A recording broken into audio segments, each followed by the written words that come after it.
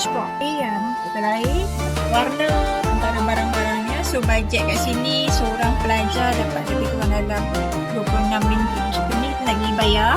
So kita belajar kepada pihak sekolah sebelum ada registrasi. Jom kita bayar. Mulia penuh keberkatan, tangan memberi hati pun tenang.